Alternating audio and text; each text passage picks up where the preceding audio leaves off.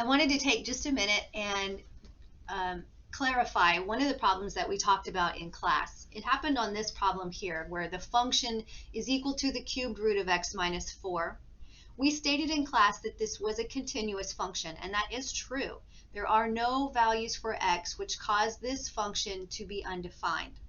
So it would be considered continuous. We went through and took the second derivative of that function, and then we found that the second derivative of the function is actually undefined when x is equal to 4. So the second derivative of the function has a value that causes it to be undefined when x is equal to 4. In other words, the second derivative does not exist at 4. It's that value that we use as a critical value when we test for concavity. We correctly concluded that the concavity, the intervals of concavity occurred concave up to the left of 4, concave down to the right of 4. But because there is a concavity change, because we change from up to down or vice versa, we do in fact have an inflection point here at 4. That number 4 is a valid number in the domain of the original function. So come over here to the graph on the left. You can see the function we're referring to here. The red line represents the function, the cubed root of x minus 4. If I were to put on the screen the second derivative, the graph of the second derivative, you can see that the second derivative does not exist when x is equal to 4. But we don't really care about that.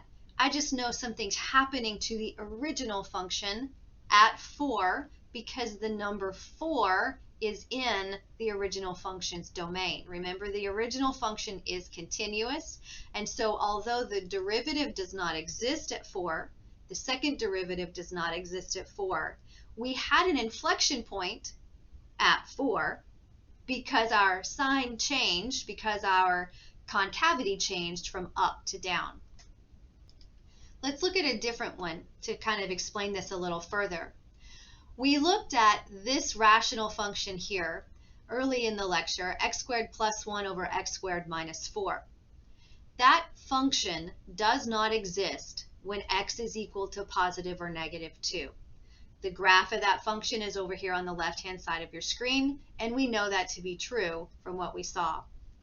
We took the second derivative of that function, and we found when we took the second derivative of that function here that the second derivative also doesn't exist at positive and negative 2, so that becomes critical values for us. And because we couldn't find the x-intercept, the only critical values that we ended up using were the positive and negative 2 from where the second derivative did not exist. When we tested positive and negative 2, we found correctly that the function itself is concave up here to the left and to the right of on these intervals, and it's concave down in the middle. But the reason that we don't have an inflection point at negative 2 is because negative 2 and positive 2, it's not because negative and positive 2 don't exist for the derivative. It's actually because negative and positive 2 don't exist for the function itself. So this is a little different from what we saw before. Because negative and positive 2 do not lie in the domain of the original function, we don't have an inflection point. So the last example I want to reiterate has to do with this function here. This is the function 2x squared natural log x minus 5x squared. This is a continuous function, and I know though that I'm looking for it's continuous as long as my x values are greater than 0. Remember our natural log functions where the argument has to be greater than 0. So it's continuous as long as that holds.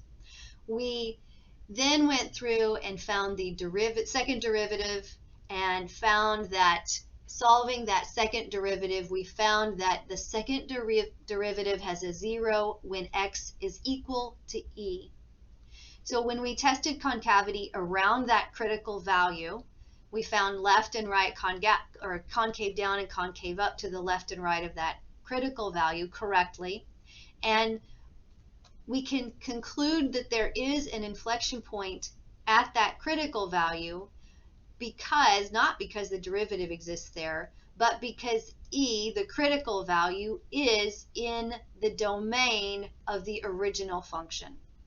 So here on the left-hand side of your screen, I have the original function graphed.